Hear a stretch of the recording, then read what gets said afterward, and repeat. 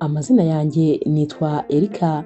Iyo uza kumbaza ubuzima bwanjye mu myaka 7 yashize, mba narakubwiye ko rwose ubuzima bwanjye buryoshye, meze neza ndetse nta kintu na kimwe nifuza kubera ko byose mbifite. Gusa kano kanya ntabwo rwose ariko bimeze. Umugabo wanjye rero we rwose yitwa Fabien. Umugabo wanjye ni umugabo ukunditse cyane, ni umugabo wabashije kugera kuri byinshi, dore ko mu kazi abantu bose baramwemera, ndetse rwose iyo turi mu birori amaso y'igitsina gore yose nta handi aba ari kureba. Inshuti zanjye cyangwa abantu banyisanzuraho bambwira ko ndi umunyamahirwe, kuko rwose nashatse umugabo mwiza cyane ndetse rwose uzi gukora akagera kuri byinshi. Dore ko nyine amazu dufite n'imitungo ni ibintu abantu bifuza kugeraho ariko bigoranye kuba babigeraho, nyamara twe twabigezeho mu myaka mikeya rwose ishoboka.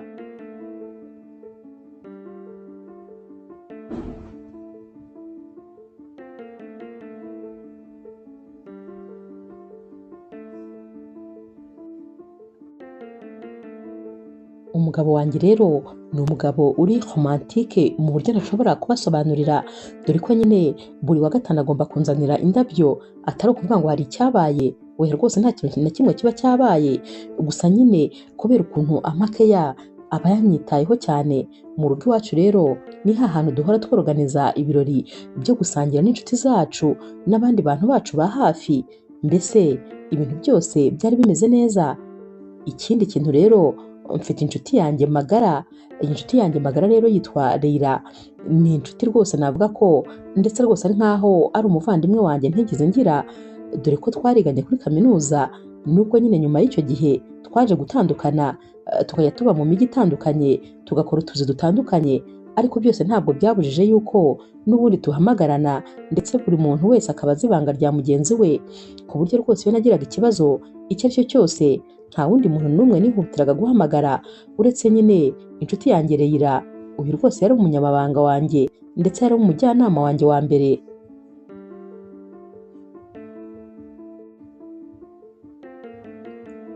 Leila rero inshuti yanjye magara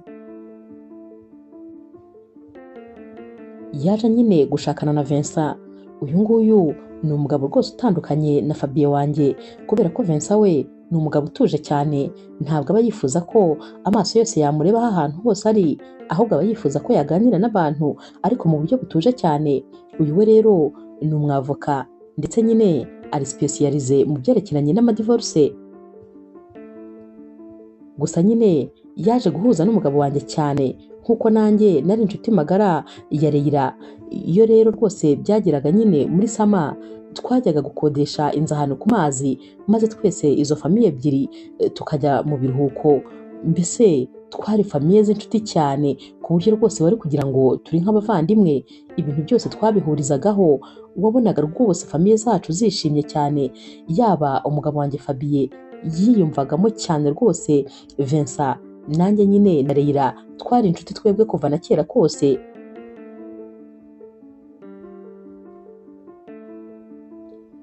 Iyo rero twabaga turi kumwe n'iyo famiye y'inshuti zacu, twabaga dupanga yuko abazabyara mbere indi famiye ariyo nyine izabyara umwana wabo muri batisimu. Ibintu byose byari bimeze neza kugeza nyine umunsi umwe twari twateranye n'ubundi, uko nyine twari 4 maze turi gusangira, ariko umugoroba twari rero turi mu rugo iwacu, birumvikana twari twatumiye Leila ndetse na Vincent, bari bicaye ku meza natwe nyine twabakiriye. Hanyuma rero telefone ya Fabien yatangiye gusona, yarasonye umwanya munini, maze ngiye kumva numva nyine Leila abwiye Fabien atari ko se nta nubwo wari umuntu guhamagara. Fabien rero yanezaho akajisho maze ahita avuga ati hoya rwose ntabwo ari ibintu byihutirwa, ni ibintu by'akazi. Yarongeye rero telefone ayishyira hagati y'amaguru ye nyine ku ntebe yari yicayeho. Telefone rero yakomeje gusona, maze mbona ko rwose abantu bose babangamiwe, kandi birumvikana nyine iyi telefone yari isonye umwanya munini. Nahise rero njyana akaboko, ariko rwose nawe wakabaye witaba, maze tukumva uwo muntu wahereye kare akomenera telefone ikintu akeneye. Ngifata iyo telefone ntabwo rwose namenye ahantu akaboko ka Fabien gaturutse, yahise ankubita ku kaboko cyane aba arayinyambuye. Ibintu nyine yakoze vuba vuba kandi ubona ko biteye ubwoba. Mu kunkubita rero akaboko yahise nyine amena ibintu byose byari biri ku meza kubera ko nawe nyine yabikoze ameze nk'aho atabitekerejeho. Yahise anyambura ya telefone, numvise ntazi ibibaye, naramurebye ntibigenze bite se, ni telefone gusa nari mfashe. Nawe ati umbabarire, nuko natekerezaga ko bishobora kuba ari ibintu by'ibanga. Naho rero jyewe nyine numvise numiwe, twari tumaranye imyaka 7 yose, telefone ye nari nzi amapassword ndetse kenshi cyane rwose nitabaga amatelefone ye yaba ayo ku kazi, hari n'igihe nasubizaga message ze. Nta banga na rimwe ryigeze riba mu rugo rwacu. Nabitekerejeho ariko ndamubwira nti nta kibazo, gusa nyine nunamye ndi guhanagura ku meza, sinzi ukuntu nubuye amaso bitunguranye, maze mpita nsanga Fabien ndetse na Leila bari kurebana mu buryo butangaje. Numvise nyine ntazi ukuntu mbaye, numvise mu nda habaye nk'ahandiye, ariko nanone sinabigira birebire. Ndavuga nti buriya nyine ni kwa kuntu ibintu bihurirana, bashobora kuba barebanye bitunguranye, bahari nyine batari babitekerejeho. Nahanaguye aho ngaho, ariko nyine numvise rwose ibi bintu bintangaje. Nibajije impamvu umugabo wanjye atangiye kujya agira amabanga menshi kuri telefone, ibintu nyamara atari yarigeze agira.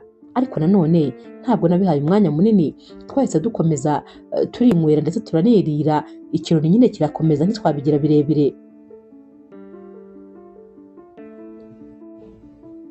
Guhera uyu munsi rero natangiye nyine kugenda nitegereza cyane Fabien, nyamara naje kuremarika yuko telefone ye ataragitandukana nawe. Mbese iyi telefone ye buri gihe yicaraga ayifashe, nta nubwo yari akirambika ku meza. Ibintu kandi mbere atigeze akora. Noneho mu masaha y'ijoro nabonaga rwose anagaha akajisho, ameze nk'aho hari umuntu bari kumwe kuri chat. Nakomeje rero kureba ibi bintu, ntangira kugenda ntekereza ko hashobora kuba hari ikintu kitagenda, ariko nanone nkagerageza rwose kwiyorohereza kugira ngo ahari nk'abandi gutekereza ibintu bidahari. Umunsi umwe rero nari niriwe mu rugo, sinzi ukuntu nagiye mu modoka ye kubera ko nari nabuze rinete zanjye, natekerezaga ko hari nshobora kuba nazitayemo.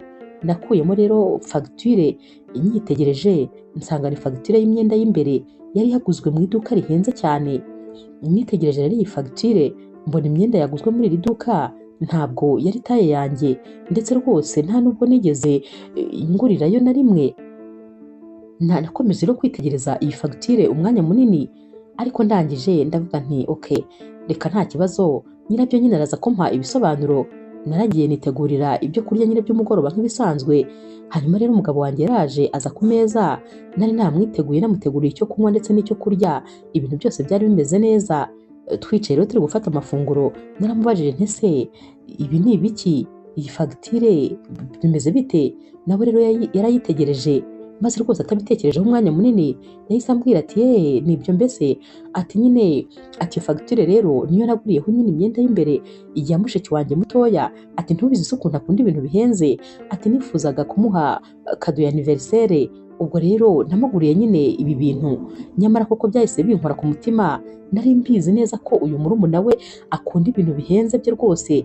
Byari igisobanuro cyiza kuri njyewe guhita mbyumva byoroshye. Twakomeje rero kwifatira amafunguro, ndetse umugoroba wacu nyine ugenda neza nk'uko twari twawupanze. Hanyuma rero umunsi nyine wakurikiye, sinzi ukuntu nahamagaye wa mushiki we mutoya ndi kumusuhuza mubaza amakuru, dore ko nyine twakundaga no kuvugana kenshi. Hanyuma rero byaje kugeraho mba ndamubwiye nti umusaza wawe yakuguriye rwose impano, nti gusa nyine naratunguwe ukuntu yakuguriye imyenda y'imbere. Naho rero we yahise ambwira ati imyenda y'imbere, ati ni ubwa mbere rwose yaba yinguriye, kubera yuko nta na rimwe yigeze angurira imyenda y'imbere, biratangaje. Nanjye nti yayikuguriye nyine muri butike ihenze cyane, nari ndi kuyimubwira izina, maze nawe ati ndumva rwose yaba yaratekereje neza kuko ibintu nk'ibyo ndabikunda cyane, ariko nanone byaba ari surprise. Nanjye nti none se ntabwo yayikuzaniye kuri anniversaire yawe? Nawe ati hoya rwose ntabwo yayinzaniye, ahari yaba akiyibitse kugira ngo azayinzanire. Nagataye mu gutwi rero, maze mpita numva ko rwose iyi mpano bishoboka ko yaba itarigenewe uyu mukobwa kubera ko itigeze imugeraho. Ariko nanone nagerageje nyine gukomeza kwifata, nubwo hari ibintu byinshi byari biri kunca mu maso nakabaye naratekerejeho, ariko nageragezaga rwose kudahubuka ndetse no kudatekereza ibintu ngo ngere kure, kubera ko natekerezaga ko nshobora kwibeshya.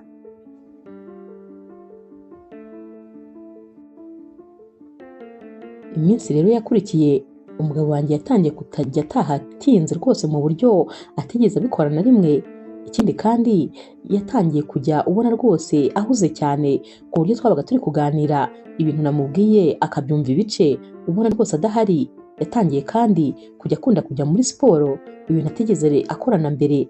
Ubu rwose yatangiye kwita kuko agaragara, yatangiye kujya agura imyenda mishyashya kandi ihenze imubereye cyane ndetse n'inkweto, ibintu nyine mbere atitagaho.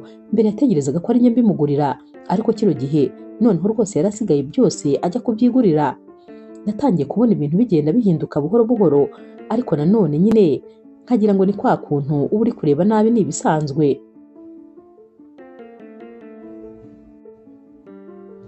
Umunsi umwe rero aba ari kuri anniversaire yanjye, turasohoka rwose maze tukajya muri resto ihenze cyane yari iri muri uyu mujyi.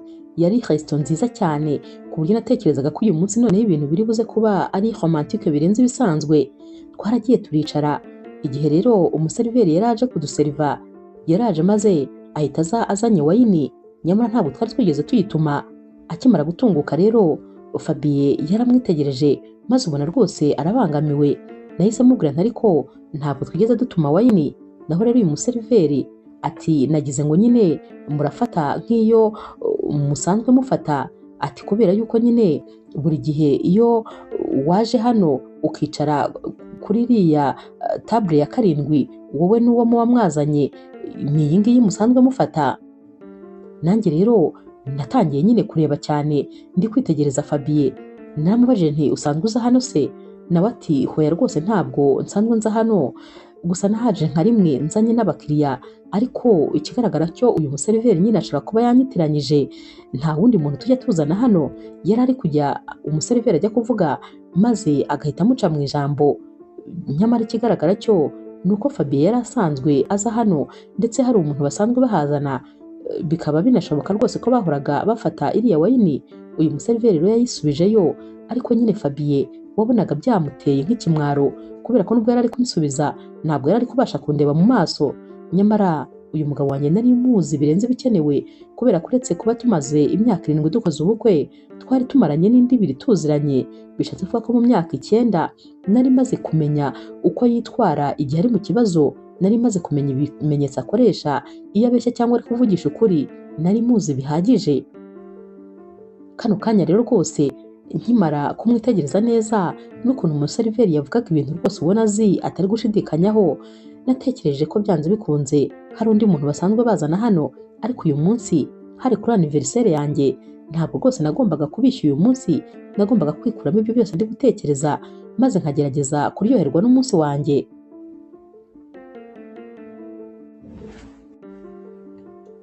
Iminsi rero yakurikiye n'ubundi rwose gutaha bitinze byarakomeje, ndetse rimwe na rimwe nkajya mbona nyine n'amamesaje agaragaza yuko hari ibintu runaka yishyuye mu maresto tutajya tujyamo, ndetse rwose atajya anajyanamo n'abakiriya mu mahoteli ari hirya y'umujyi. Bigaragara ko rwose ataba yagiye kuhakorera akazi.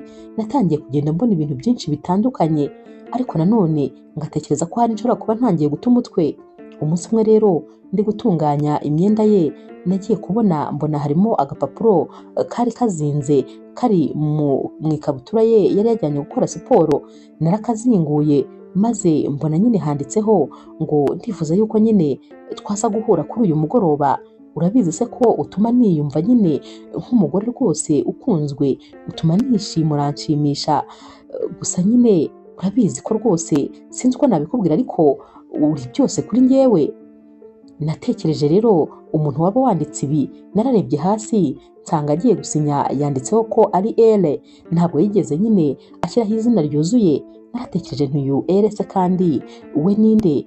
Natangiye kubyibazaho. Uyu muntu bashimisha ndetse rwose umugabo wanjye akaba ari ibyishimo bye, nyamara njyewe rwose mbona atanakindeba. Uyu ni muntu ki? Nafashe ka gapapuro nkomeza kukagaragura mu ntoki, ndakareba imbere n'inyuma. Nakomeje gusoma kwa kuntu umeze nyine nk'umuntu wafashwe rwose n'amashanyarazi, dore ko nari mpagaze ntari kunyeganyega.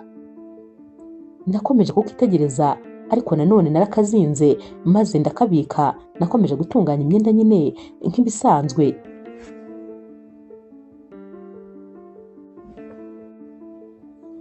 Umunsi umwe rero noneho ibintu byaje kundenga, ubwo nyine nari ndi gufata imyenda ye ngo nyijyane bajye kuyifura, naje gusanga ku ishati ye hariho rouge à lèvres itari iyanjye, ndetse rwose nihumurije iyi shati numvise iriho parufe kandi idasanzwe ari iy'umugabo wanjye.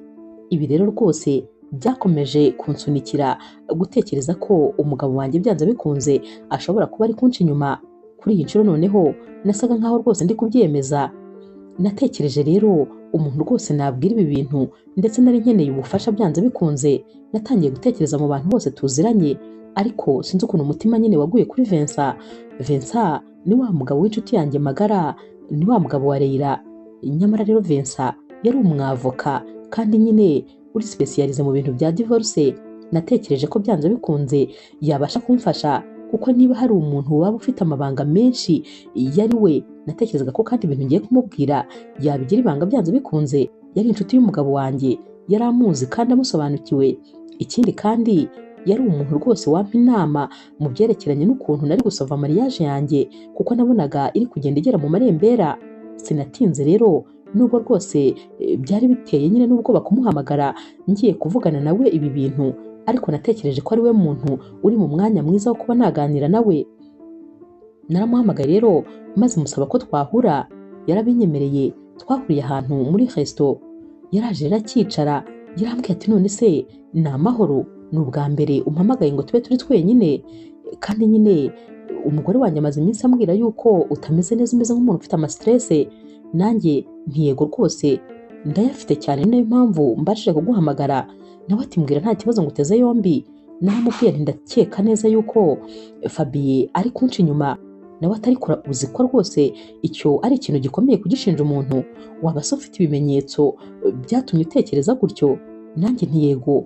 Nakuye rero karine yanjye mu isakoshi nari maze igihe nandikamo ibintu byose byatumaga ndi kumukeka. Natangiye kumubwira nti ubu rwose ataha atinze, rimwe na rimwe akabura ahantu yakabaye ari, ndetse rwose akampa ibisobanuro bidasobanutse. Akunda gusohokera ahantu tutajya dusohokera. Njya mbona nyine amaresi menshi y'amafaranga aba yishyuye ahantu mu mahoteli ndetse no mu maresto, bigaragara ko rwose ataba ari kumwe n'abakiriya be. Nakomeje musomera urutonde rw'ibintu byinshi cyane nari naranditse ngenda mbyandika nitonze. Nahise rero nkuramo n'aka gapapuro maze nkamushyize imbere nti reba noneho n'iki nacyo ni ikimenyetso. Yarakarambuye atangira kukareba, yarakitegereje akajya agashyira ku rumuri, agakomeza agasoma nawe agasubiramo. Yarambajije ati none se kuri ibi byose waba warigeze ubimubazaho? Nanjye nti bimwe na bimwe muri byo narabimubajije, ariko ibisubiza mpa buri gihe biba ari bimwe. Wagira ngo afata umwanya maze akarepeta ibintu agomba kunsubiza, ndetse rwose wagira ngo ibibazo mubaza aba yarabyiteguye ku buryo ibisubizo bihora ari bimwe.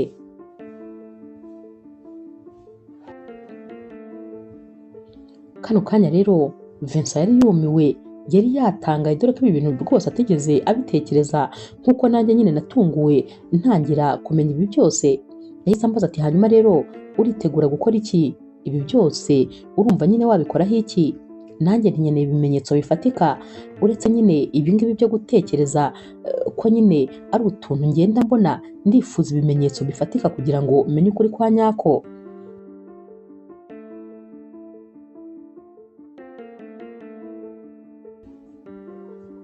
Vincent rero yahise ambwira ati nta kibazo nzagufasha, mfite umusore witwa Jacques. Uyu musore rero akunda kumfasha cyane mu kunshakira ibimenyetso iyo ndi mu manza z'amadivorce.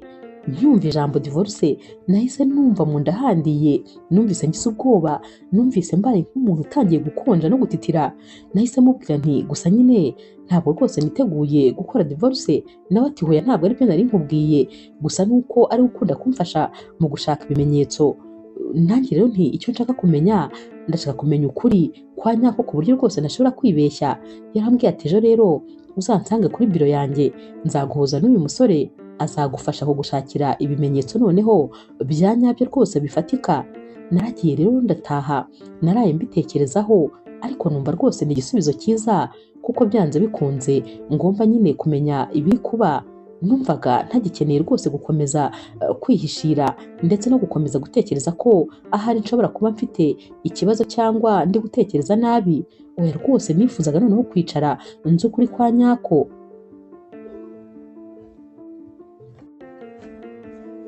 Bwarakeye rero njya muri biro ya Vincent nk'uko twari twabivuganye, nagezeyo maze mpita nsanga uyu musore Jacques yari yanahageze mbere.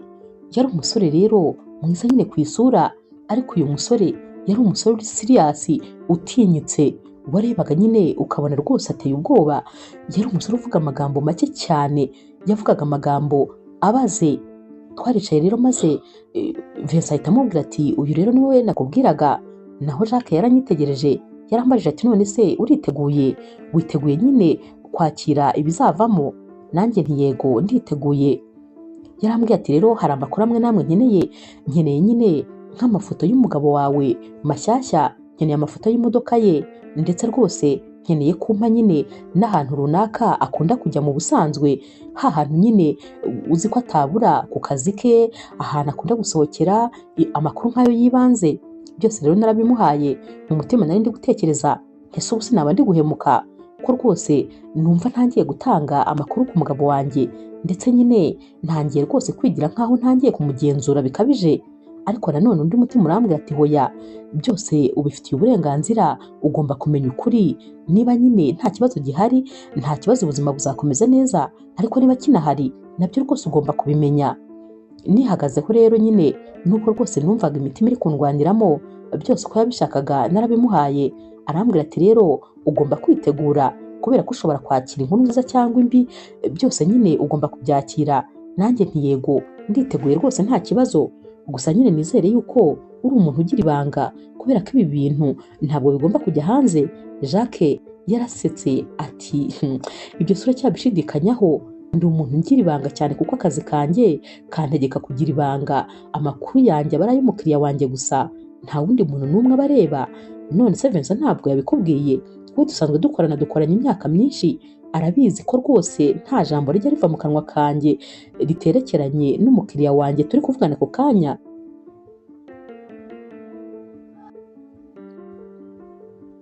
Umunsi rero wakurikiye, Leila yaje kundeba, yarambajije ati ariko se ko nsigaye mbona rwose utameze neza, mba mbona ntazi ukuntu bimeze. Nanjye rero nari ngiye kumubwira nyine ibyerekeranye n'ibyo umugabo wanjye ari kunkora muri iyi minsi, ndetse rwose numvaga ndi hafi kumubwira n'ukuntu twangaje umuntu ugiye kumushakaho amakuru. Numvaga ndi hafi kumubwira byose, ariko sinzi ikintu cyahise kintangira, maze rwose kimbuza kubimubwira. Nyamara nta kintu na kimwe najyaga muhisha, ariko uyu munsi najyaga kuvuga ijambo ryose nkaricimbura sindirangize. Yambajije rero niba mu bibazo mfite nabasha kubimubwira. Namubwiye ko nta bidasanzwe bihari, uretse kuba nyine mbona urugo rwanjye rwose bitameze neza. Nabo rero yarambajije ati none se waba waricaranye n'umugabo wawe mukabiganira? Nanjye ntisinzi aho guhera, ariko nyine nta kibazo, buriya tuzabiganiraho. Njyewe rero mu mutima naratekerezaga nti nibura mfite inshuti yanjye magara yo kwizera, ndetse rwose mbi iruhande ikanankomeza igihe bikomeye. Ariko uyu munsi narifashe ibintu bitigeze bibaho, maze sinagira ikintu na kimwe mubwira mu bintu byose nari ndi gucamo muri kano kanya.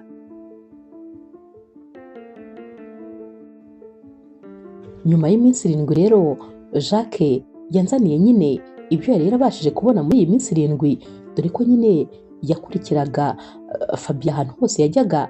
Yanzaniye amafoto. Aya mafoto rero yerekanaga nyine Fabien ari kujya ahantu hagiye hatandukanye, nyamara ntabwo yabaga ajyanye n'abakiriya nk'ibisanzwe, ahubwo hari undi mugore babaga bari kumwe. Barasangiraga mu maresto tutigeze tujyanamo, mu makafetariya, ahantu henshi bakundaga no gutembera nyine bakajyana mu majaride ahantu. Babaga rero bafatanye urutoki ku rundi. Gusa nta na rimwe nyine Jacques yigeze abasha kubafotora uyu mukobwa areba muri kamera. Buri gihe nyine yabaga areba hirya, sinigeze mbona isura ye, ndetse kubera ukuntu yabafotoraga bari kure ntabwo nyine isura ye yagaragaraga. Gusa urebye nabonaga ari umugore uri mu kigero nk'icyanjye, ndetse rwose ubarebye uko babaga bameranye wabonaga ko hagati yabo harimo urukundo. Narebye aya mafoto ndayitegereza, ndeba ukuntu umugabo wanjye aba afashe mu kiganza undi mugore, ndeba ukuntu amufata ku rutugu, ndeba ndetse n'amafoto amwe bari gusomana. Narabirebye mbona bimeze nk'uko neza twajyaga tubigenza tukimenyana. Nakomeje kwitegereza aya mafoto kugeza igihe numvise mu maso habaye nk'ahajemo urusenda kubera ukuntu narebaga ntahumbya, mbese wagira ngo neza neza ndi kureba nka filime.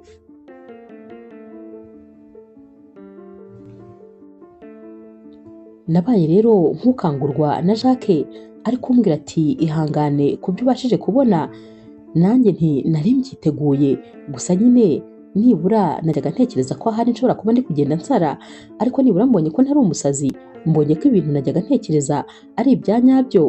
Nawe rero yarambajije ati hanyuma urumva hakurikiraho iki? Naramubwiye nti ndifuza kumenya uyu mukobwa ari nde, ndifuza kumenya uwo ari we. Jacques rero yarambwiye ati nta kibazo, ngiye gukomeza rwose kandi nzamenya uwo ari we noneho neza, nzamenya ibimwerekeyeho byose.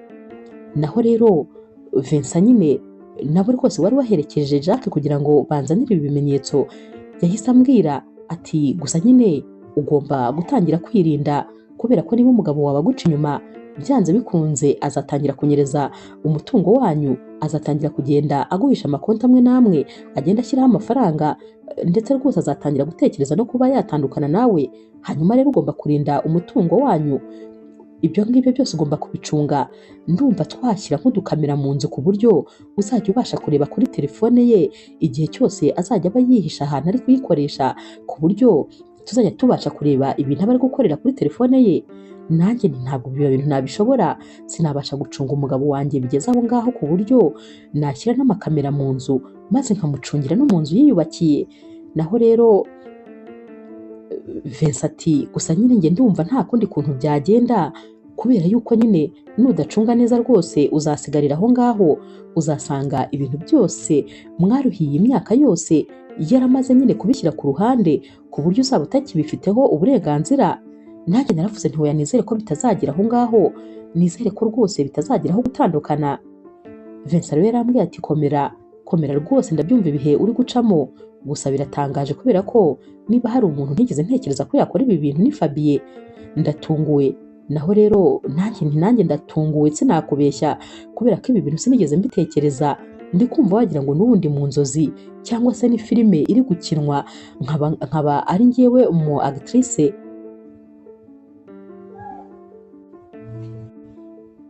Guhera uyu munsi rero natangiye kureba umugabo wanjye noneho mu buryo butandukanye nubwo namurebaga, ariko nanone ntabwo nigeze nyine ngira ikintu na kimwe mubwira. Nagerageje gukomeza kwihagararaho, ahubwo ntangira kumwitegereza noneho mu buryo butandukanye, dore ko natangiye kubona ukuntu aba ari kujya areba muri telefone maze akamwenyura, biba bigaragara ko rwose afite umuntu bari kuvugana. Natangiye kubona ukuntu kandi iyo agiye kwitaba telefone buri gihe yegiskiza kugira ngo ajye kure, ibintu atajyaga akora kubera ko amatelefone y'akazi ubundi yayitabiraga nyine ahagaragara, ariko ubu ngubu yaravugaga ati ku kazi barampamagaye, maze agahita ajya mu kindi cyumba. Mbese natangiye kugenda mbona utuntu dutoya nari narirengagije, nyamara utu tuntu dutoya duteranyije twose twabyaraga ikintu kinini. Umunsi umwe rero twari tworoganije nyine ikirori, hari famiye zacu ndetse n'abaturanyi ba hafi.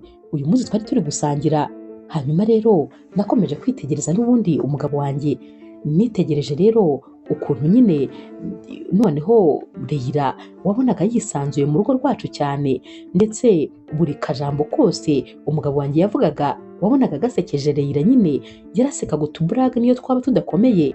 Gusa nyine ibi bintu ntabwo nakomezaga kubyitaho. Uyu munsi rero abashyitsi batashye, nabonye umugabo wanjye abaye nk'uruhutse, mbona arishimye dore ko ubundi bitajyaga bimubaho. Yakundaga abashyitsi cyane ku buryo abashyitsi babaga bari mu rugo yabaga yashyashyanye, ubona rwose kubakira nyine aribyo yashyize imbere. Ariko uyu munsi baratashye, ubona abaye nk'aho hari umutwaro atuye. Hanyuma rero turi kwandurura, abashyitsi bose bari bagiye, ari njye nawe dusigaranye.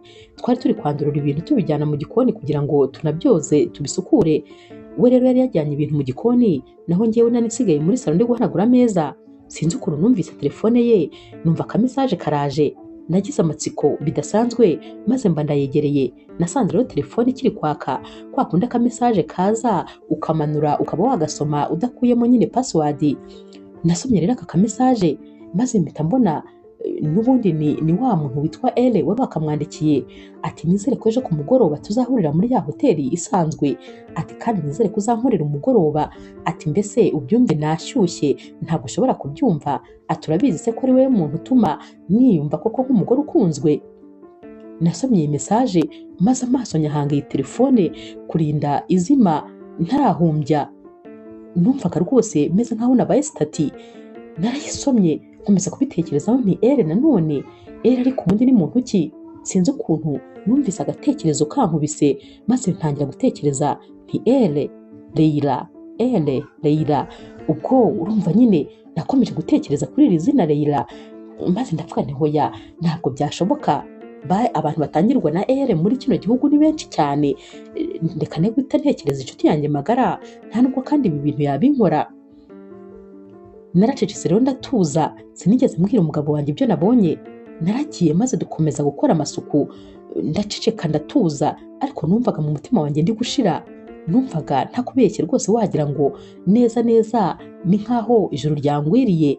Numvaga ibirenge byanjye bitari gufata hasi, numvaga mfite ubwoba bwinshi mu nda, mbese numvaga ntazi ahantu ndi.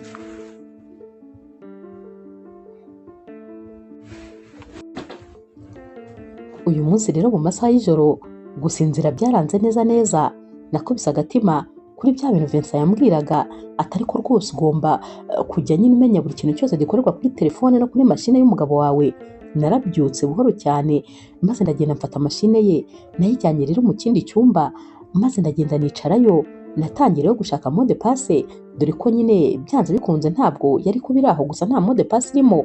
Gusa umugabo wanjye nari muzi bihagije ku buryo natekerezaga buri kimwe ashobora kugira umubare w'ibanga. Nagerageje imibare 2, uwa gatatu rero wahise utuma mashine ifunguka. Natangiye guhura nyine n'amafoda arimo ibintu bisanzwe, habaga harimo ibintu by'akazi, bya bintu nyine n'ubundi ntakeneye kureba. Sinzi ukuntu rero ninjiye muri email ye maze ntangira kureba email zasibwe. Naratunguwe cyane kuko nasanzemo email y'umuntu bakunda kuvugana, hari hashize amezi 8 yose bavugana. Byatangiye bavugana ibintu bisanzwe, biza kugeraho rero baba inshuti nyine, biza kugeraho noneho batangira gupanga uko basohokana, uko bari bubeshye abandi bantu babana. Ubwo nyine Fabien we yavugaga yuko rwose adakunda kumbeshya ngo kubera ko ndi umuntu mwiza, ariko nanone yongeyeho ati gusa nyine kuva twahura ukuntu niyumvise nta muntu n'umwe ndiyumva nk'uko nakwiyumvisemo. Ndagukunda cyane rwose, mba numva twaba turi kumwe kenshi. Uyu muntu rero nanone wo ku rundi ruhande nawe ati nanjye nuko, ati gusa nyine tugomba kwihanganira abantu tubana, ariko ntabwo bagomba kumenya ibyacu. Batangiye kujya bapanga nyine amaresto bari buhuriremo, uko bari busohokane, uko bari bwishimishe. Ibi byose rero narabyitegereje, maze ikintu cyambabaje kurusha ibindi ni ukuntu bajyaga bafata n'umwanya wo kunganiraho, bakamfata nkaho rwose ndi ikintu kibabangamiye kiri gutuma batagera ku byishimo byabo. Ibi bintu byarambabaje. Narakomeje ndareba maze nibaza niba ibi bintu byose biri kumbaho. Natekerezwa ko hari wagira ngo nyine nibereye mu nzozi, nyamara nikoragaho ngasanga rwose ntabwo ndi kurota, ngasanga ni ibintu bya nyabyo.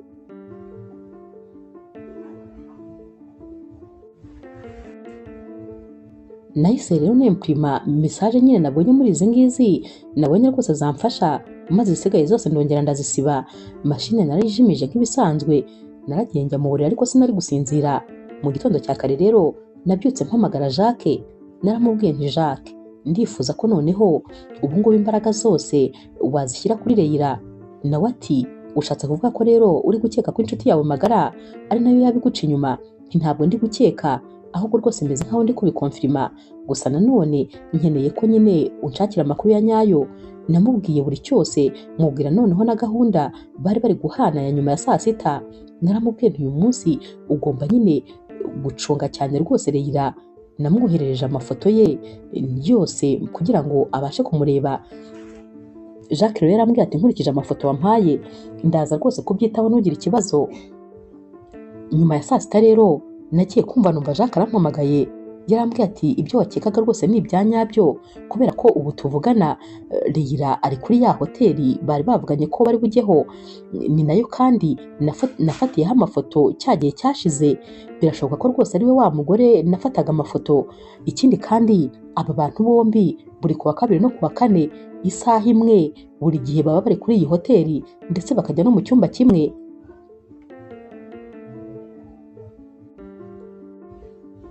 Ikintu rero kibabaje, aya masaha nyine nibwo umugabo wanjye yari yambwiye ko hari umukiriya bagomba guhura. Noneho ikindi kintu cyambabaje cyane kikananshengura umutima ni uko Leila inshuti yanjye magara ku wa kabiri ndetse no ku wa kane muri aya masaha nibwo yampamagaraga akambaza nyine icyo turi gupangira wikendi. Ibyo byari ibintu yakoraga buri munsi ku wa kabiri no ku wa kane nyuma ya saa sita.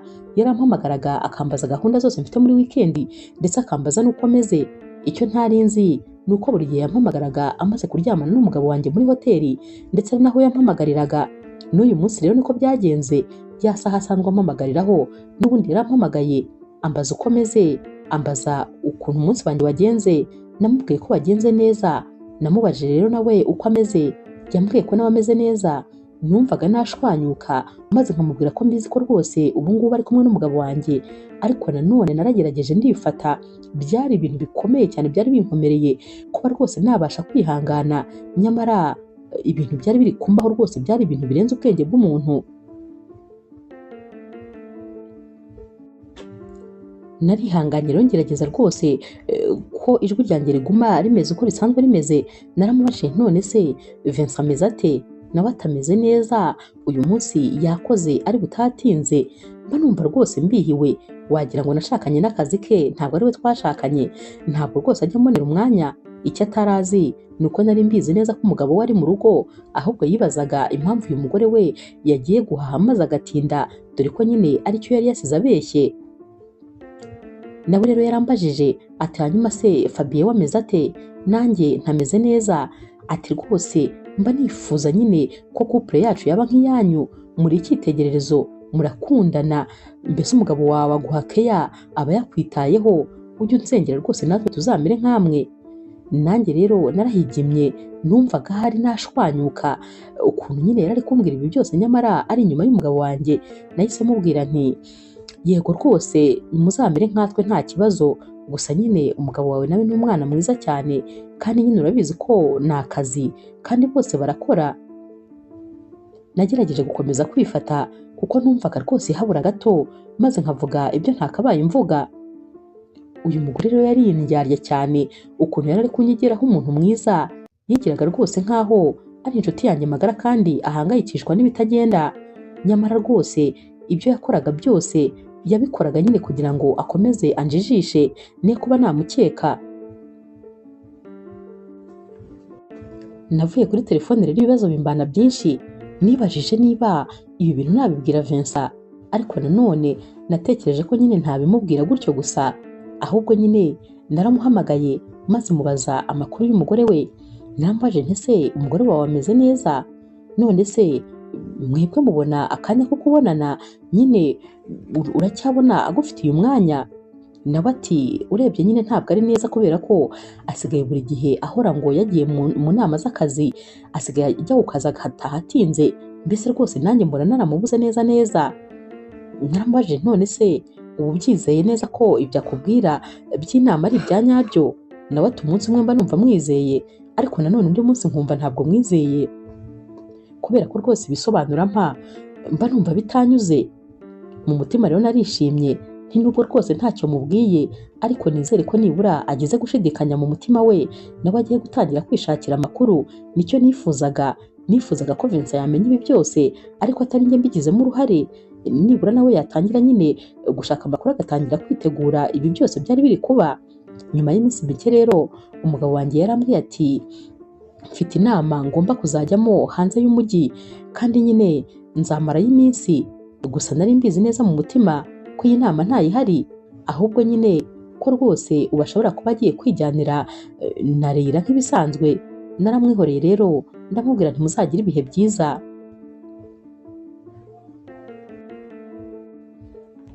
Fabien rero akimara kugenda nahise ngerageza guhamagara Leila, nifuzaga kumenya niba noneho yaba we ahari. Naramuhamagaye ndamubwira nti ndifuza ko waza tukarebana filime tugasangira. Nawe rero ati hoya ntabwo bishoboka kubera ko mfite urugendo, gusa nyine rwantunguye, ngomba kujya kureba umuvandimwe wanjye, yambwiye umujyi agiyemo, nyamara nsanga uyu mujyi rwose atari umuvandimwe we yabagamo, kuko uwo muvandimwe yari atwite kandi yari yarambwiye ko tugomba kuzajya kumutungura maze tukamukorera baby shower. Ubwo rero nahise numva ko nyine ambeshya kuko nta muntu n'umwe yari afite muri uwo mujyi yavuze. Naramubwiye nti nta kundi reka ngume njyenyine nyine, gusa nari ngukeneye. Nahise rero mpamagara Jacques ndamubwira nti ndifuza yuko n'ubundi wakomeza gucunga umugabo wanjye ndetse na Leila ukareba aho baza kujya. Yarabacunze rero maze abona nyine umugabo wanjye yahuye na Leila ndetse bagenda mu modoka imwe. Baragiye rero bajya ahantu nyine muri hoteli yari iri ahantu mu birwa. Barishimye baranezerwa, bagendaga bafatanye urutoki ku rundi. Wabonaga bameze nk'abajene mariye, nk'abantu nyine bakimara kwimariya, wagira ngo bari bari mu kwezi kwabo kwa buki. Barasangiraga buri byo kurya bya mu gitondo n'ibya saa sita. Ni nako kandi Jacques yahagumye kuko yakomeje kubitegereza nyine ibyo babaga barimo. Bagaragaraga nk'abantu bishimye, nk'abantu bakundana. Mbese narabarebaga nkabona bameze nk'uko njye na Fabien twari tumeze nyine tukiri abafiance. Ibi bintu rero nakomeje kubyitegereza, ariko nanone nkomeza kwihagararaho, nakomeje kwikomeza nk'uko nyine nari narabyiyemeje. Kano kanya numvaga nahamagara nka Vincent maze nkamubwira nti ngwino tubasangeyo, ariko nanone ntabwo nigeze mbikora. Numvaga nyine ntashaka ko akomereka umutima nk'uko rwose njye nari maze gukomereka umutima. Kuwa mbere rero Leila yarampamagaye ambaza amakuru, ambaza uko meze. Yarambajije ati none se Fabien ntabwo aragaruka? Nanjye nti hoya ntazagaruka ejo. Yarambwiye ati ariko ni nabyiza nyine, burya biba ari ngombwa ko nawe ugira umwanya wawe wenyine ukiyitaho ndetse ukitekerezaho ukanaruhuka riga mu mutwe. Ndakeka nyine biba bikenewe. Nanjye nti yego rwose biba bikenewe. Narabyumvaga ko ari uburyarya yari ari kunshyiraho. Narambajije none se umuvandimwe wawe ameze neza? Nawe ati yego ameze neza, aturetse bya bibazo nyine bya famiye bihoraho, ariko ubundi nta kibazo. Kano kanya naratekereje ndavuga nti nizere ko aricyo kiganiro cya nyuma ngiranye n'uyu mukobwa, kuko ni indyarya mbi. Ikindi kandi n'ubundi nta bucuti tugifitanye. Sinibaza impamvu ngikomeje kwijijisha. Ngomba hari kuzamubwiza ukuri kubera ko rwose sinakomeza kuba muri ibi bintu. N'ubundi nta kintu inshuti yanjye, byararangiye.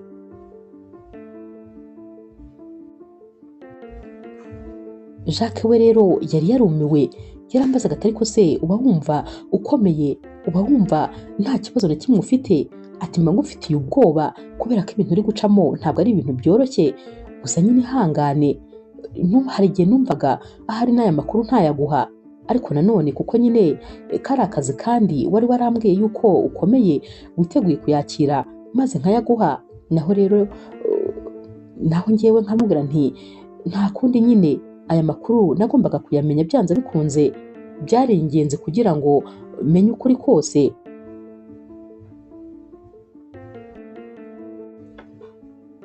Kubera ukuntu rero uyu mukobwa yari yarakinnye n'amarangamutima yanjye, nanjye nifuje noneho gukina n'amarangamutima ye.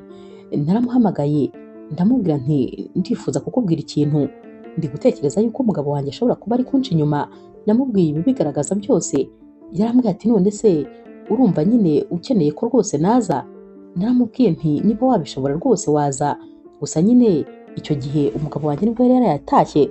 Naramubwiye ndatekereza ko umugabo wanjye yari yarayatashye, ariko ntabwo ari kumvugisha. Uri kubona rwose ameze nkaho yirangariye, wagira ngo umutima uri ahandi hantu. Nyuma y'isaha imwe rero Leila yari ageze iwanjye, yaraje ansanga mu gikoni maze nyine aricara. Yarambwiye ati mbwira byose. Naramubwiye nyine ntimba mbona rwose umugabo wanjye ashobora kuba afite undi muntu bakundana, nta kinyitaho, nta kimpa umwanya. Uyu mukobwa rero yakomeje kuntega amatwi, gusa nyine nanjye nari ndi kumwitegereza buri kintu cyose ndi kumubwira reaction ari kugira. Yanyerekaga yuko ababaye, ariko mwitegereje neza mu mutima yabaga ari guserebura ibiri kuba byose, kuko yabonaga ko nyine njye n'umugabo wanjye turi hafi gutandukana. Nanjye rwose nagerageje gukomeza kwigira nkaho nyine nta kintu na kimwe nzi, gusa naramurebye. Aka kanya numvaga mfite umujinya.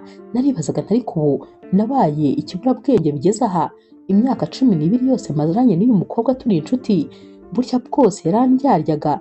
Reba nawe ukuntu ari kwigira nkaho ababajwe n'ubuzima bwanjye, nyamara byose ari ubiri inyuma.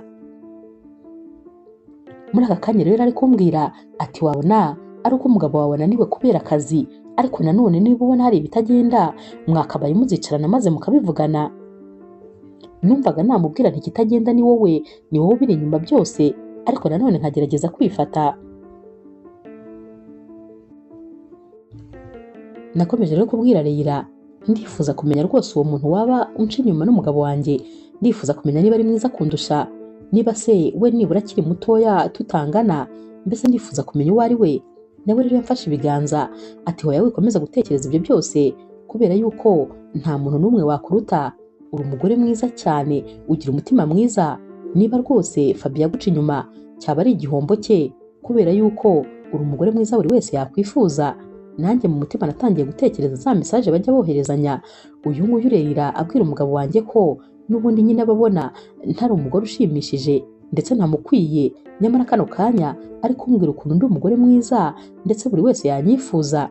Nitegerezaga uyu mukobwa n'uburyarya afite, ariko nyamara yageragezaga kumpisha ko nyine ibi bintu hari ikintu abiziho.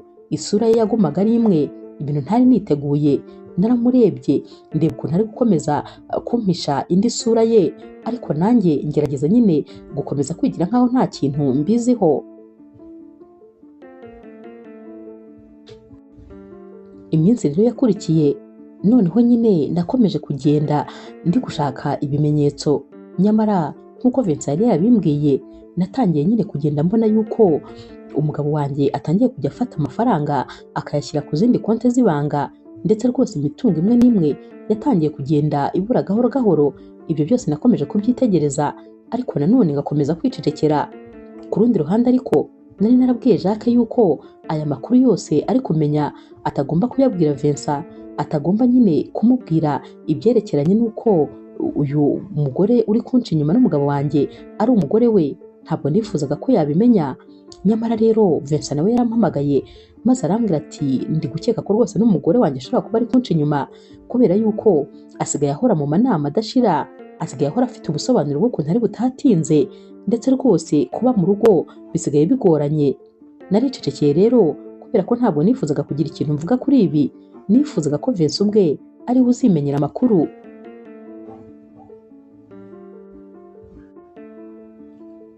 Vincent rero we yarambwiye ati noneho ikintu kiri gutuma mukeka cyane, hari umunsi yambwiye ko hari umukiriya bagombaga guhurira muri resto yo mu mujyi. Sinzi impamvu nyine namushidikanyijeho maze mpamagara iyi resto.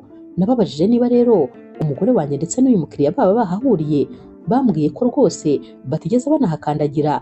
Ibi rero byanyeretse ko hari umugore wanjye ashobora kuba hari ibindi bintu yagiyemo akaba atigeze akandagira no muri iyi resto. Byanze bikunze ashobora kuba rwose hari ikindi kintu kibyihishe inyuma. Ku rundi ruhande ariko Vincent nawe yatangiye noneho gushaka amakuru byimbitse ku mugore we, dore ko nyine nawe yaratangiye kujya amukeka.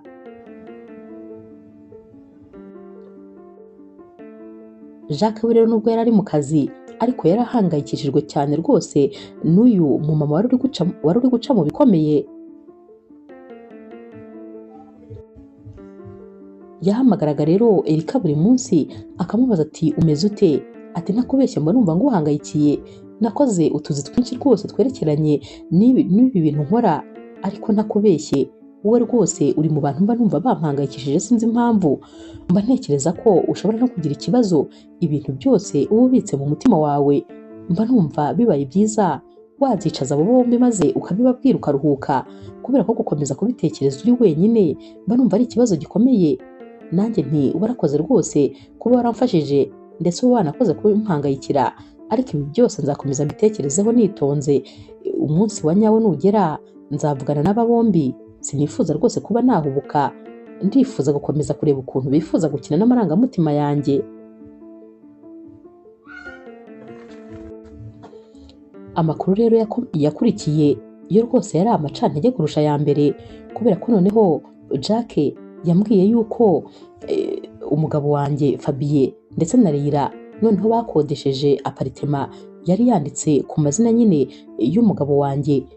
Iyi aparitema rero niyo bari basigaye babanamo, bose bari baremuriyeyo imyenda.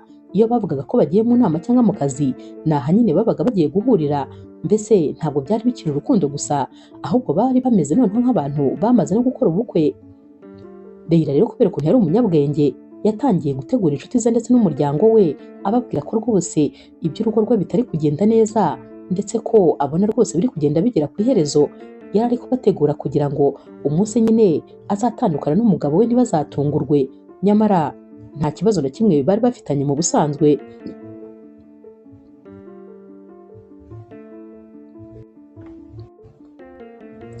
Jacques rero noneho yaje no gushakisha nyine ukuntu yagira agise ku ma message boherezanyaga. Ibi byo noneho ni ibintu rwose byabashije kunjanjagura umutima.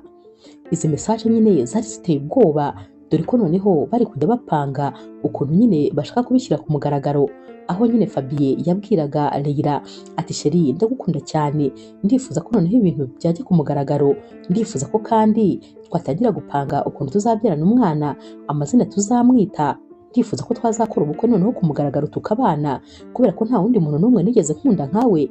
Naho rero Leila ati nanjye ndagukunda cyane, ndifuza ko twaba mu buzima bwa bariya twashakanye nyine badafite igisobanuro, baba bari aho gusa wagira ngo nta nubwo bareba, wagira ngo nta nubwo bazi yuko nyine iyi si tubamo hari ibindi bintu biba biri kuyiberaho.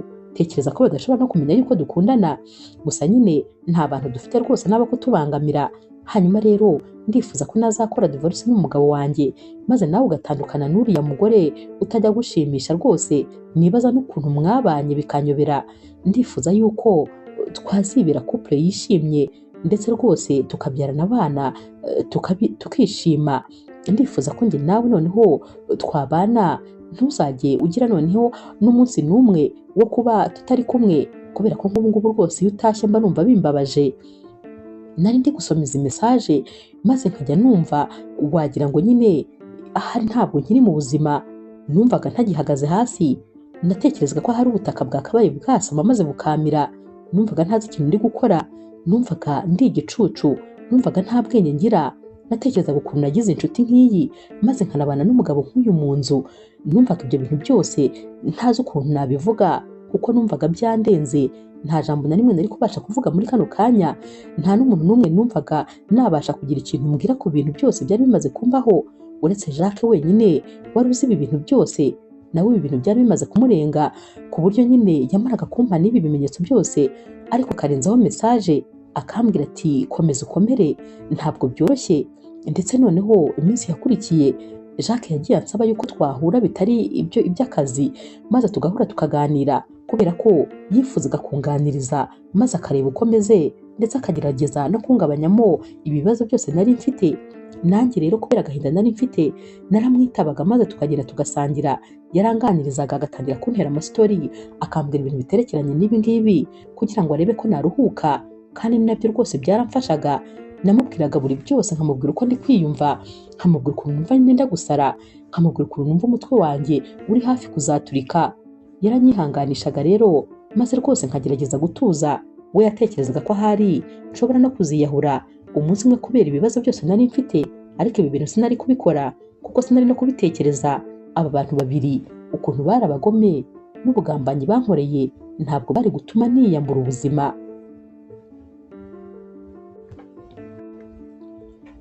Aba bombi rero bari barapanze yuko tugomba nyine kuzamenya ibi bintu, ariko ko umunsi njye na Vincent tugomba kuzabimenya azaba ari umunsi rwose tuzabimenya nyine bitunguranye. Bari barapanze ko kandi ari twebwe tugomba kuzagaragara nk'abanyamakosa, atari bo nyine bagomba kuzagaragara nk'abanyamakosa, ko ahubwo abantu bazabagirira impuhwe, maze rwose twebwe tukagaragara nk'aho ari twebwe twabonye ibintu bitari bihari. Bari barabipanze neza cyane ukuntu ibintu byose bizagenda. Nyamara nkimara kureba ibi byose nkareba ukuntu nyine bari gupanga ibyishimo byabo, ariko nyamara bakabanza kutubabaza, natekereje ko rwose noneho igihe kigeze kugira ngo mbe nabwiza ukuri Leila ko mbizi neza ko ari we unca inyuma n'umugabo wanjye.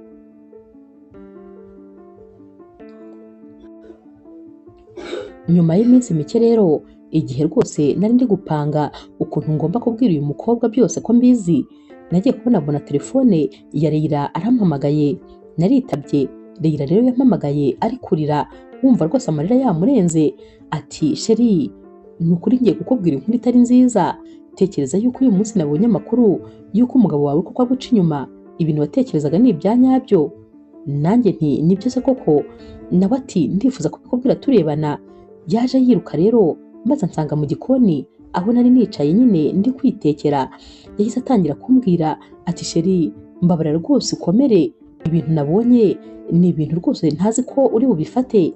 Tekereza yuko umugabo wawe aguca inyuma bya nyabyo, afite undi mugore bakundana. Nanjye nti koko se nibyo? Ubifitiye ibimenyetso? Nawe ati yego. Yanyeretse rero amafoto atagaragara nyine yari yafashe, ati reba nawe, uyu mugore bashobora kuba ariwe rwose bagucana inyuma. Ndahamya ntashidikanya ko ari ibya nyabyo. Nanjye ntibuse koko nabyizera, ushobora gusanga hari ari umuntu bakorana. Nawe ati hoya ntabwo ari umuntu bakorana, kubera ko rwose nuko nyine hari amafoto amwe n'amwe nafashe ntanagaragare, ariko njye nanabiboneye bari gusomana.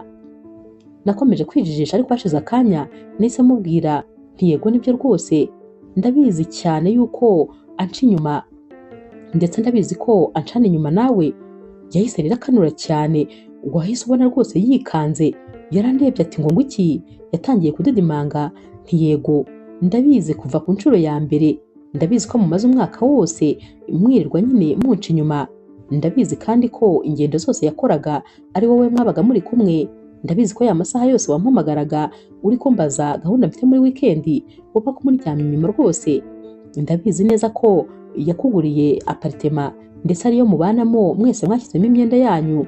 Ndabizi ko nyine ariho ubu ngubu musigaye mujya, ndabizi ko mwajyanye kubirwa, ndabizi buri kimwe cyose ndakizi. Amafoto yanyu ndayafite mufatanye mu biganza muri gusomana. Ndabizi ko muri gupanga yuko muzadivorusa natwe maze mukibanira. Ndabizi ko muri gupanga kubyarana, ndabizi ko mukundana, ndetse ndabizi n'uburyo mwapanzemo ko muzabitubwira. Muri kano kanya rero Reyira yasaga rwose naho ikirere kimugwiriye, dore ko yari ari kujya bumbura umunwa akongera akawubumba nta jambo na rimwe risohotse. Yari yananiwe kugira ikintu na kimwe avuga, wabonaga byamurenze. Yari atunguwe cyane ko rwose atari abizi ko ibi bintu mbizi. Nanjye nti mwatweretse ko nyine muri abanyabwenge cyane, ariko nanjye naberetse ko rwose ubwenge ntawe muburusha. Ibi byose nari mbizi, narakwihoreye kugira ngo nkomeze ndebe nyine uburyarya bwawe, ndebe ukuntu unyihishamo buri kintu cyose cyabaye, wumve ko rwose nkizi. Yakomeje kundeba adahumbya, yumvaga wagira ngo ari kurota, yikubitaga iki ku matama, nkabibona ko rwose ari kugira ngo ahari akanguke. Naramubwira ntabwo uri kurota, ibi bintu biri kuba ni ibya nyabyo. Buri uko wazaga kumbaza uko meze, nabaga mbizi rwose ko ubyutse mu cyumba cya hoteli n'umugabo wanjye. Narakwihoreraga rero rwose kugira ngo ukomeze wishimishe. Naguhaga amakuru nifuza ko nyine wamenya, ntabwo nigeze na rimwe nshaka kukubwira ibyo nari nzi byose.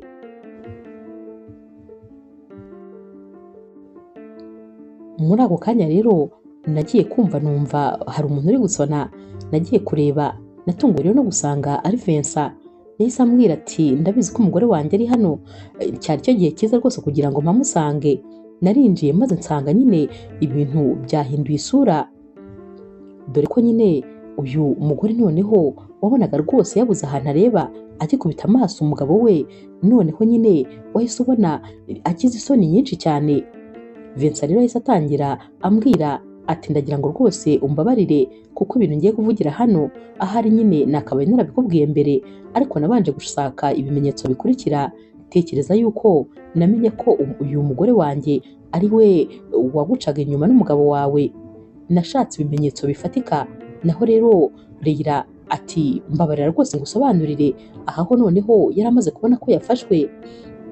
Umugabo rero yaramubwiye ati ntabyo kunsobanurira, wahisemo amahitamo yawe kubera yuko umaranye igihe kinini cyane na Fabien, mwapanze uko muzatandukana natwe, mwapanze ubuzima bwanyu buzakurikira.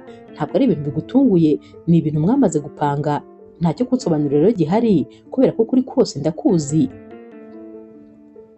Naho rero Erika we yahise abwira Vincent ati tekereza ko nanjye ibi byose nari mbizi, gusa nyine nanjye umbabarire.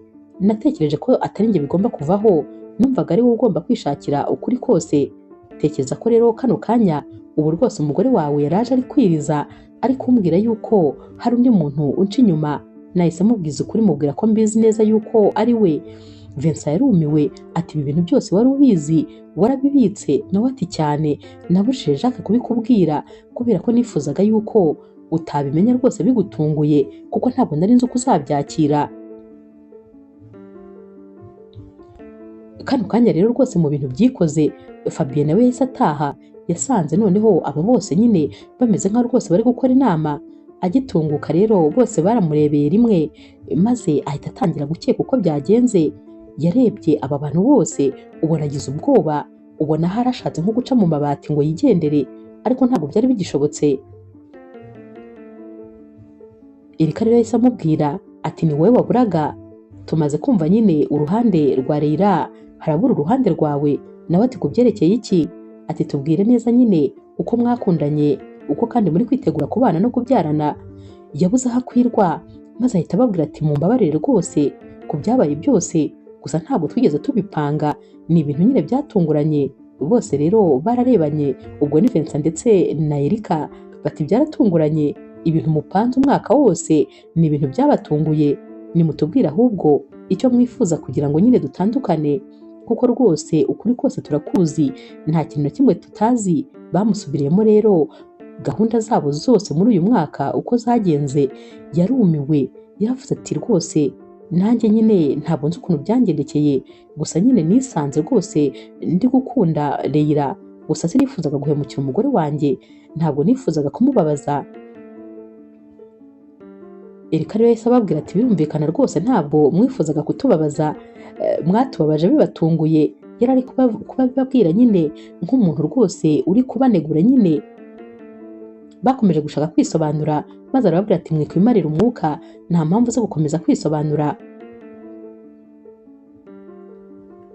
Erika rero yarababwiye ati rwose Fabien, imyaka twamaranye narabibonye ko ari imfabusa, ahari sinigeze nkubera umugore mwiza, sinigeze nkubera uwo wifuzaga, ariko ikintu kibabaje ni ukuntu watinyutse guhemukira inshuti yawe magara, nyamara na nyuma yo kuyihemukira ukaba warageragezaga ko muhura mukaganira ukigira nkaho uri umwana mwiza.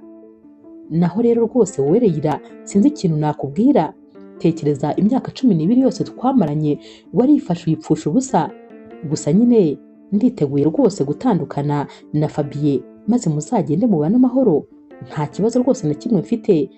Divorce ntabwo ari ibintu bigoye, humura rwose, niba unashaka n'ejo tuzatandukana.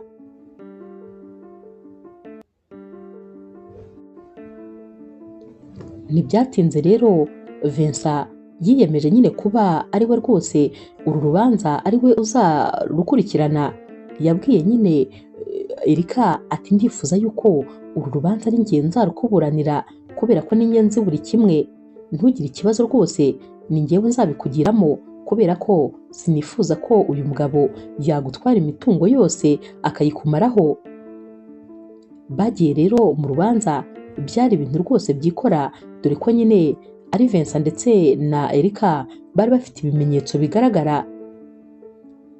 Mu rubanza rero Fabien yatunguwe no gusanga ya mitungo yose yari yaragiye ahisha, ya nzu yaguriye Leila, byose nyine bizwi. Ntabwo ibyo yari yaramenye ko bizwi. Mu rubanza rero yasanze byose bizwi, ndetse rwose bemeza yuko ibi byose nyine agomba ndetse kubigabana na Erika, ndetse banamuciye nyine ibihano byinshi kubera ko nyine ibi bintu bari barabipanze, ndetse yari yaratangiye guca inyuma umugore we bakiri mariye mu mategeko. Baratandukanye maze baragenda nyine bajya kuba muri ya nzu yabo. Ubwo ni Leila ndetse nyine na Fabien baragiye bayibamo igihe gitoya, ariko mu gihe gito cyane kubera ukuntu nyine imitungo myinshi yari yarayigabanye n'umugore we, ibintu byose byatangiye kugenda bisubira inyuma. Yatangiye kugenda amafaranga agabanuka, bwa buzima buhenze babagamo bwatangiye kugenda bukendera.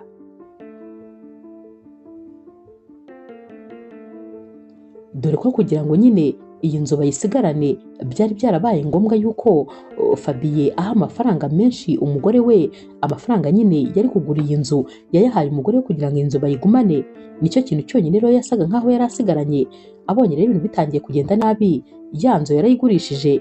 Ibintu byakomeje kugenda biba bibi cyane ku buryo nyuma y'umwaka umwe gusa Leila byabaye ngombwa ko atandukana na Fabien maze agasubira iwabo mu cyaro, dore ko nyine byaba ku kazi ke ibintu byose byari byaragenze nabi kubera ukuntu aya makuru yakwirakwiriye ko uyu mukobwa atari umwana mwiza ndetse yabashije guca inyuma inshuti ye magara bamaranye imyaka 12.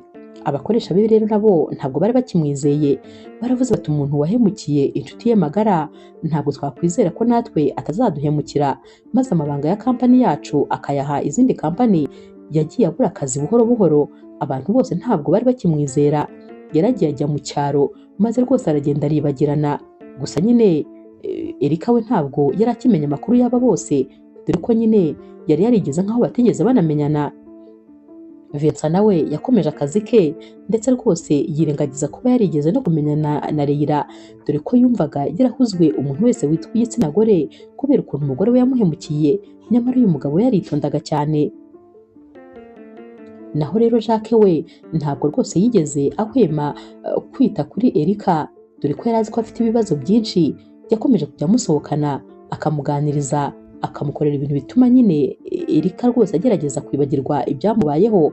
Nyamara Erika we ibintu bye byose byakomeje kugenda neza, akazi ke karagiye gatera imbere, yaragiye azamuka mu ntera maze atangira kubona amafaranga menshi. Ibi byose rero yakorewe yarabyibagiwe, ndetse yavuze ko ari ryo kosa rikomeye yagize mu buzima kuba yaremeye kubana na Fabien. Nanone ariko yaravuze ati ibintu byose biberaho kwigisha abantu, ubu nyine ni isomo rikomeye nabonye ko nta nshuti n'imwe yo kwizerwa ibaho. Ubu ngubu ntabwo nzongera kugira inshuti mbwira buri byose, imenya buri kintu cyose cyanjye. Nyuma rero y'igihe hari hashize imyaka 2 nyine ibi byose bibaye, Jacques yari yasohokanye na Erika, bari bari gusangira. Erika rwose yarasigaye ari umugore wishimye kuko ibi byose atarakibitekereza. Jacques rero yaramubwiye ati Erika, uri umugore w'intwari mu bantu bose nigeze kubona, waciye mu bikomeye ariko nawe ubicanamo imbaraga. Ntakubeshye warantunguye, ntabwo nari nzi yuko wabasha kwihanganira biriya bintu. Naho rero Erika yaramubwiye ati yego rwose ibikomeye burya bituma umuntu akomera. Ubu ngubu nize amasomo menshi mu buzima. Jacques rero yaramubwiye ati uyu munsi rero ndifuza kuganira nawe kubera ko hari ikintu kidasanzwe nifuza kukubwira. Erika yaramubwiye ati mbwira nta kibazo. Jacques yaramubwiye ati mbabarire kuba ngiye kukubwira ibi bintu. Naragukunze guhera ku munsi wa mbere nkubona, wa munsi duhurira muri biro ya Vincent. Naragukunze cyane ariko nyine sinagombaga kubikubwira kuko wari uri guca mu bikomeye nkuko nawe wari ubizi. Nabigumanye mu mutima wanjye imyaka 2 irashize nshengurwa n'urukundo ngukunda. Kano kanya Erika yaramwitegereje maze aramwenyura. Yaramubwiye ati niko bimeze se koko, icyo gihe cyose warankundaga, gusa nyine mfite nanjye byinshi byo kugushimira. Ndagushimira ko wambaye hafi mu gihe ibintu byose byari bikomeye. Ndagushimiye ko utigeze unjya kure, ndetse ni nawe wamfashije kugira ngo menye ukuri kose kuko buriya nari ndi mu mwanya utari uwanjye. Erika rero yabwiye Jacques ati nubwo ntari narigeze ntekereza ko ushobora kuba unkunda, ariko nanjye nahoraga mbona uri umusore w'igikundiro, ndetse rwose nahoraga nifuza kuba nakundana n'umuntu nkawe. Gusa nyine ntabwo njyewe nabitekereje igihe wabitekerereje kuko kiragenda nari nkomerewe ku buryo ntari gutekereza urukundo. Ariko tumaze nk'umwaka umwe gusa tuziranye, natangiye kukubona mu yindi shusho. Natangiye kubona ko umukobwa mwakundana yaba ari umunyamahirwe, nubwo ntatekerezaga ko ashobora kuba njyewe kuko natekerezaga ko bitashoboka. Jacques ati byarashobotse rero kuko icyo gihe njyewe nakurotaga nk'umukunzi w'inzozi zanjye.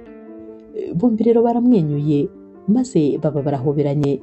Jacques yaramubwiye ati ndishimye kuba nibura warigeze untekerezaho. Simvuze yuko wahita umbwira ko twakundana kano kanya, niba wumva bitakurimo nta kibazo rwose turafata umwanya maze ubitekerezeho neza, wumve kandi ko witeguye kuba wajya mu rundi rukundo.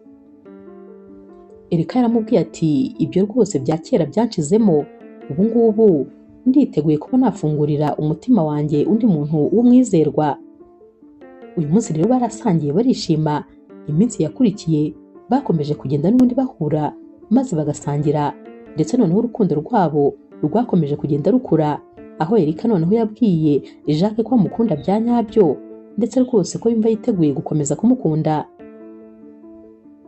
Ibi byose rero babibwiye Vincent, dore ko ari we bari warabahuje. Yarishimye cyane abwira nyine Erika ati ndanezerewe kuba waba noneho warabonye umuntu wo kugukunda bya nyabyo. Jacques ni umusore nzi, ndamwizera cyane, kandi nanone sinigeze mumenya na rimwe ari mu rukundo n'undi muntu, ahubwo nyine iyi nkuru yanyu irantunguye. Najyaga ntekereza ko ahari Jacques atari muzima, nibazaga umusore mwiza w'iboga ari gutya ariko utagira umukunzi. Jacques rero yarasetse ati ntakubeshye nanjye najyaga ntekereza ko ntari muzima. Abakobwa bose nahuraga nabo ariko nta na rimwe najyaga numva umukobwa nkurura ngo numve nyine twakundana. Ariko ikintu gitangaje, umukiriya wanjye twahuriye muri biro yawe, nkimukubita amaso naratashye nkomeza kumutekerezaho. Numvaga amakuru ndi kubona ntayamuha kuko numvaga ntamubabaza, ariko nyine kuko kari akazi nagombaga kumuha amakuru yose. Ariko ukuntu yabaye intwari n'ukuntu yabyitwayemo noneho byatumye ndushaho kugenda mukunda. Umunsi ku munsi numvaga twahura, niyo nta kintu nabaga ngiye kumubwira numvaga nshaka kwirebera iyi sura itagira uko isa. Bose rero barasetse, maze Erika ahita amubwira ati gusa nyine nanjye rwose ndishimye kuba kano kanya ndi kumwe nawe. Babwiye rero Vincent bati turakwifuza ko nawe wazabona umukunzi muhuza mu byumva kimwe kandi umukunzi utazigera kubabaza. Nawe ati nanjye icyo nicyo cyifuzo mfite. Nyuma y'igihe gitoya rero Jacques yasabye Erika yuko babana. Erika rero ntabwo yashidikanyije, yarabimwemereye rwose. Nyuma y'igihe gito bikoreye ubukwe, maze baragenda bajya gutura mu wundi mujyi. Ntabwo bifuzaga gukomeza gutura muri uyu mujyi wari warabereyemo amahano menshi. Baragiye baratunganirwa, maze rwose nyuma y'amezi 6 gusa Erika yaje kumenya yuko yasamye. Ibintu byashimishije cyane uyu musore Jacques. Barabiserebuye rero bishira kera, dore ko buri kirori cyose bahamagaraga Vincent kugira ngo nyine bamubwire uko byagenze. Hanyuma rero nyuma y'igihe gito cyane nanone Erika yaje kwitaba telefone. Iyi telefone yari ivuye mu cyaro cya kure. Iyi telefone rero yari iya Leila. Leila yaramuhamagaye. Erika akitaba yaratunguwe kumva ijwi ry'uyu mukobwa. Aturacyabaho se? Nimero yanjye wari ukiyibuka? Leila atumbabarire n'ukuri kuba nguhamagaye. Ndabizi ko utabasha kumbabarira kubera ibintu nagukoreye, ariko ubu ndi kwicuza kuba rwose naraguhemukiye kandi byose nkabikora ku mugabo utari ubikwiriye. Ndashaka kukubwira ko kano kanya tuvugana ntabwo rwose nkiri kumwe na Fabien. Erika ntiyihanganye yarasetse ati ntabwo ukiri kumwe na Fabien? Habaye iki se kandi kugira ngo umukunzi w'inzozi zawe mube mutakiri kumwe? Leila ati burya bwose nyine nyuma y'amezi 6 gusa twari tumaze gutandukana kubera ko Fabien yatangiye kugenda abura amafaranga. Bwa buzima bwiza twabanagamo bwari butagishobotse. Nawe rero yabonye ko nyine atangumana, maze ansaba ko rwose namuvira mu buzima. Naragiye nsubira iwacu mu cyaro, ubu nta n'ahantu na hamwe bashobora kumpa akazi, ndabaye ikivume mu bantu bose. Naho rero Fabien nawe rwose nkeka ko ubuzima butameze neza nubwo tutakivugana, ariko nawe yarakinnye cyane ku buryo nta kintu na kimwe asigaranye.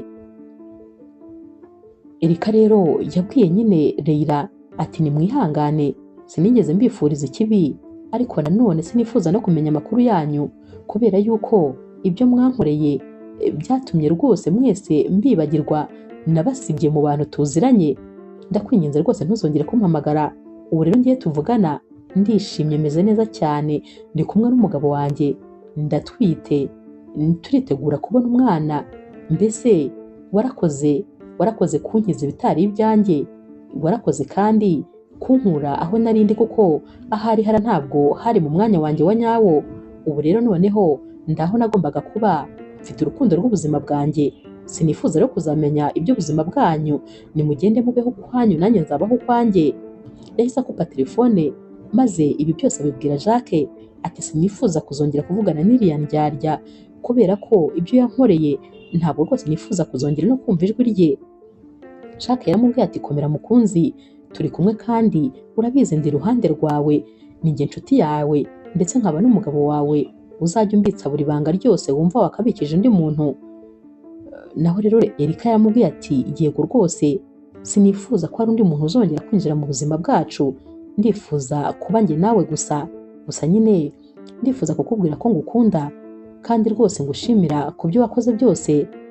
Naho rero Jacques yaramubwiye ati nanjye ndagukunda kandi cyane. Inkuru yacu rero naho tuyisoreje, mwakoze kuyikurikira.